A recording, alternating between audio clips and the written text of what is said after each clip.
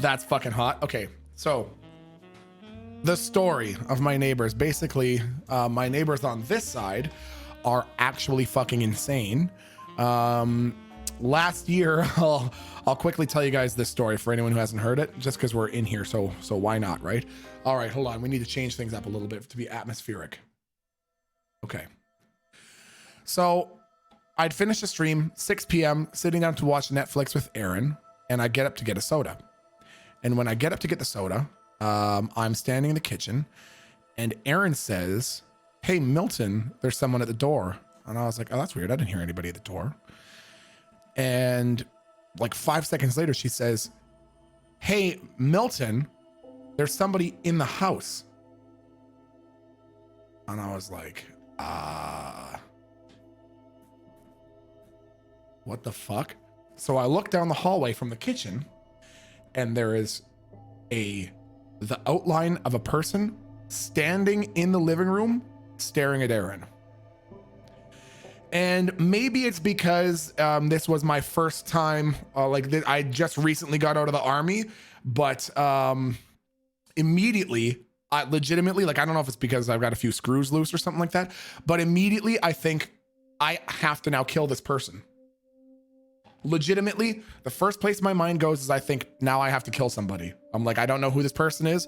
This person is now in my house, and I have a little bit of the mama bear thing kicking in, and I'm like, there's somebody in my house between me and Aaron, and I'm going to have to kill this person. And I go into the living room, and it's like a fucking 18-year-old girl wearing Lululemon pants and a plaid shirt. And I was like, hello? And she looks at me and says, "I need you to call 911 right now." And I was like, okay. So I switch gears, and I'm thinking, what I actually thought was, I thought this person was a sexual assault victim, and had escaped or something like that. I'm thinking, oh my fucking God. Okay. So I get out my phone and I call 911, and I'm like, "Hi, can I please get the police over to 1234 Fake Street?" Oh shit, I just gave away my fucking address. Fuck. I'm like, "Hi, can I get the police here right away?" And they're like, "Yeah, absolutely. Can you tell me what the problem is?" And I said,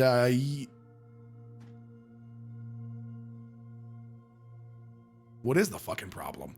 So I look at her and I'm like, "Hey, what do you need the police for?" And she's like, "Can I have the phone?" And I said, "Yeah." So she grabs my phone and she says, "Hi, yeah, I need the police here right now at 1235 Fake Street, because now there's two of them, and they are both in the living room, and they're talking, and I don't like it, and I need the police here right now." And I was like, that didn't sound like an emergency. The fuck did any of that mean? And so she gives the phone back, and now I'm like, okay, well, we're just gonna wait this out. We're just gonna wait it out. That's okay. We'll just see what the police have to say. So as the police are on their way, Aaron and I are just trying to generate conversation with this girl, right? We're just trying to sort of keep her talking so that she doesn't totally freak out or whatever the fuck she was thinking. And Aaron and I are like, "Hey," so Aaron says, "Hey, so how's it going?" She's like, "Yeah, I'm fine." And no shit, she does this. She looks at me, she's like, "Oh yeah, but you already know what that means." And I was like, "No, the fuck does that mean? You just clicked with your mouth. What the fuck was that?" And she was like, "You know what that means." And I was like, "No, I don't know what the fuck that means. You just clicked with your tongue. I don't know what that means." And so she looks at me and Aaron and she says, "So where's the party?" And I was like, "Sorry?" She said, "Where's the party?" And I said, "No party here. Aaron and I, not the partying type. We're literally eating popcorn and watching The Office at 6 p.m. And immediately she goes, "I didn't say the party was here. I said, where's the party?" And I was like, okay, all right. So now I'm thinking, okay, so this bitch needs to go. But I'm like, I'm still trying to be polite and give her the benefit of the doubt. And I'm just like, okay, there's no party. We don't know where the party is. And so she says, "So where's your dog?" And we were like, don't have a dog, don't own a dog. And she said, okay, you don't own a dog, where are your kids? And we were like, we don't have kids, ma'am. And she was like, no kids, no dog. I guess some people would consider that love. And I was like, this is the weirdest fuck. What does any of this mean? Like, it was the weird, I remember it so vividly because I was like, what does this fucking conversation mean? Like, what are you saying? What is actually coming out of your mouth? And then things took a turn because Aaron, now trying to change the conversation a little bit, says, so you just live right there, right? You just live next door? And she goes, oh, well, technically that's where I live, but I'm actually right now staying at 12345 Archibald Street over by the convention center. And then she looks down for a minute. She goes, oh, fuck. Oh, why did I tell you where I live? Why did I tell you where I live? Why did I fucking tell you where I live? But I know where you live. And right there, I was like, yep, gotta go. That's enough. Her inside time is over. She can now stand outside. So I stand her up and I get her outside and I'm like, that's enough. Like, that's enough out of her. Her fun time is done. So we get her outside and the police are next door and the police are at her front door and her front door. They're at the neighbor's front door and I can see the neighbor doing like this. And the police are like, yeah, sorry. Sorry for the inconvenience. Have a nice night. So clearly there was nothing going on next door. So now I'm really wondering what the fuck this girl is doing in our house. So I have to admit that I was thoroughly impressed with the officer who was there because it was this female officer who was like 4'9" and 100 pounds on a heavy day. And she walks up to our front door and she's like, hey, Angela, time to go. And Angela is like, nope. The homeowners have said that I can stay here as long as I want. And the cop immediately turns to me and I'm like, And the cop says, Angela, homeowners want you to go. Time to fucking go. And Angela's sitting there and says, no, I'm going to stay here until the mobile crisis unit arrives. And the cop goes, no, you're not. And walks in and picks her up like a fucking sack of grain and hauls her out the front door. She's screaming the whole way like Kiki, ah, you're hurting me. And the officer's like, I'm not doing shit, idiot. You're fucking fine. Stop being a goddamn baby. And literally hauls this chick out like a fucking bag of bricks, throws her in the cop car. So everything's fine, right? Everything's fine. Aaron and I are like, oh yeah, fantastic, great. So we sit back down. Now, literally, they've driven away and Aaron and I sit back down and we press play on the fucking Office and maybe fucking, I don't know, a minute and 30 seconds later, I hear screaming coming from inside the house. Screaming, muffled screaming coming from inside the fucking house. And I'm thinking, what the actual fuck is going on? Now, I should make it clear. One of the reasons why I was particularly pensive, I don't know if you guys those of you who are in the US heard about this. Everybody who's in Canada will have heard about this. A couple years ago, we had an incident where an individual in Manitoba, where I live, was on a Greyhound bus and went a little nutso and cut the fucking head off of a 19-year-old kid who was sitting in front of him and then ate his eyeballs. Cut off his ears, put them in his pocket, cut out his tongue, put it in his pocket, and shit like that. And then he was treated for 4 years in a psychiatric hospital and released into a nearby city to us. So I was always literally like, I think it's less than an hour away. So I'm always a little bit like, this dude literally cut off somebody's head and ate his fucking eyeballs like jujubes. Don't really feel super comfortable living next to him. And The kid was 22. Okay, yeah. All right, so he was 22. So, anyways, so I hear this screaming coming from inside of our house, And so now I'm like, oh my fucking God. And I already get my phone out to call 911 again. And I'm trying to find the source of this screaming. And then I realize that it's not actually coming from inside the house. It's coming from directly in front of our house. And I go look, I pull back the first set of blinds a little bit to look into the front of the street, and there is a fucking woman who is approximately 7'9" and 300 pounds of pure muscle. She looks like Brienne of Tarth from Game of Thrones with short blonde hair, and I swear to fucking God, she was wearing chains and like some big fur coat or some shit.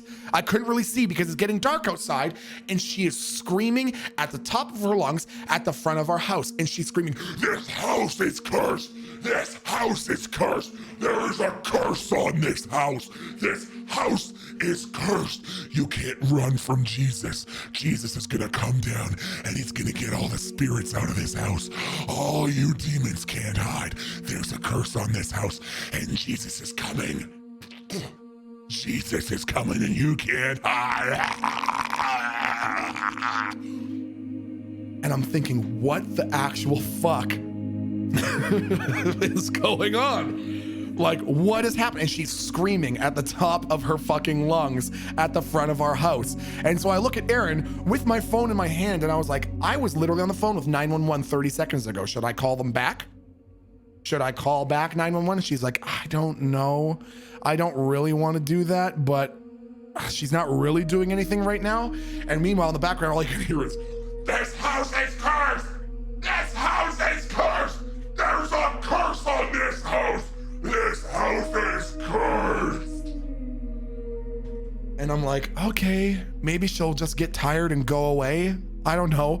So we're sitting there, and then from across the street, my neighbor opens his fucking screen door, and I just hear, "Hey lady, shut the fuck up!" And I was like, ooh, this should be interesting. And then she turns around and goes, "This house is, what's that? You go first." And starts walking towards his house. And I was like, now I have to call 911. Now I have to call 911 because this fucking insane lady has just decided that this guy is demon number one. And I need to go and I need to call the police because she's going to go and fucking kill him because she thinks Jesus is going to come down and get all the spirits out of this neighborhood. So I call 911. I'm like, "Hi, it's Milton again over at 1234 Fake Street. There is a massive fucking half Thor Bjornsson sized woman in front of our house screaming about how my house is cursed and there's demons inside. And my neighbor just told her to shut the fuck up. And then she said, 'You're first,' and started walking towards his house. So I don't know if that's the sort of thing that you want to maybe come and check out." And the lady in 911 is like, Yeah, okay, sir. We're gonna go ahead and send a unit back over your way. And I'm like, "Thank you."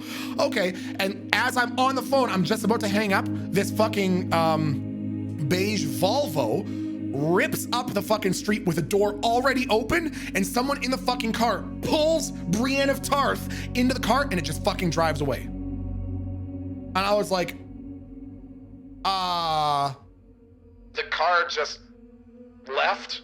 The woman's gone. A car just pulled up with a door open. Someone pulled the lady into the car, and then it drove away. So... And the 911 operator was like, guess call us back if she shows up again? I was like, yep, will do. So, whoopsie daisy. Oh, saved it, Pog? God damn, I'm good. Okay, so that's that. And then, it's running a little choppy. It's running a little choppy. What are you running a little choppy for there, GTA? Get your shit together. Okay. And then you'd think that the story ends there, right? Because maybe a week later, it's 3 a.m.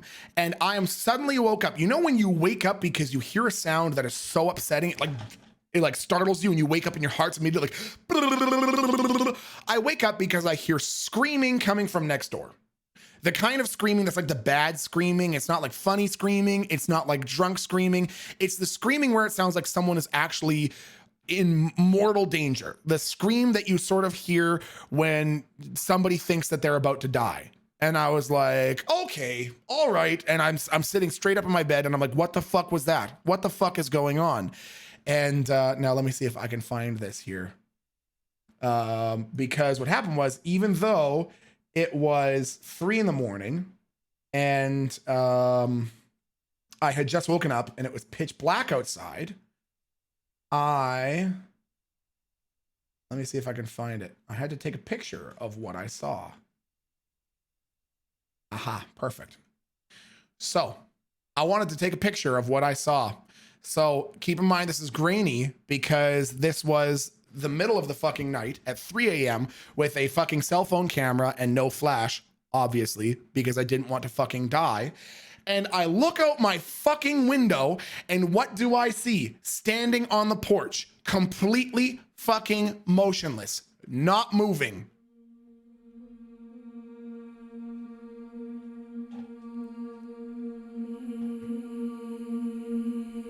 Don't know what the fuck that was. Don't know what's going on up here. Don't know what this is. So, yep. I watched for like 6 minutes and whoever this was did not move. Didn't move. There was no more screaming. In fact, it was completely fucking dead silent. And just this. I swear to you on my fucking life, I'm not joking, I'm not kidding. That is what I fucking saw. So, there are 2 take-home messages from this. Number 1, Aaron agreed that from now on we should lock our doors, even if we're home. And second of all, if you guys are wondering where any of my any funds that I raise that are not going towards the stream setup or helping to pay off my student loans or paying for food, it is trying to save for a down payment on a house so Aaron and I can get the fuck out of Manitoba. We want to move. We want to move. So for anyone wondering, that is the case. We want to get the flying fuck out of Manitoba. So yeah, that's the story of those neighbors and why I don't give a fuck what they think about the noise. You know, they're not afraid to make blood curdling screams and have actual fucking demons from Silent Hill standing on their fucking doorstep in the middle of the night. Then I'm not afraid to scream like Kiki a little once in a while. Now, the neighbors on the other side, much shorter story about the neighbors on that side. Long story short, Erin was living here all alone and was incredibly lonely. She'd been here for 10 months with literally nobody. She has virtually no friends and she has literally no family in Manitoba. And she went to have a small fire in the backyard in an enclosed fire pit that's on patio stones with a fucking lid on it. And as soon as she lit this tiny little fire, the neighbors came out and said, if you don't put that out, I'm calling the police. And Erin was like, what? And they're like, if you don't put that fire out, I'm calling the police right now. You have 10 minutes and I better see that fire extinguished or I'm calling the police.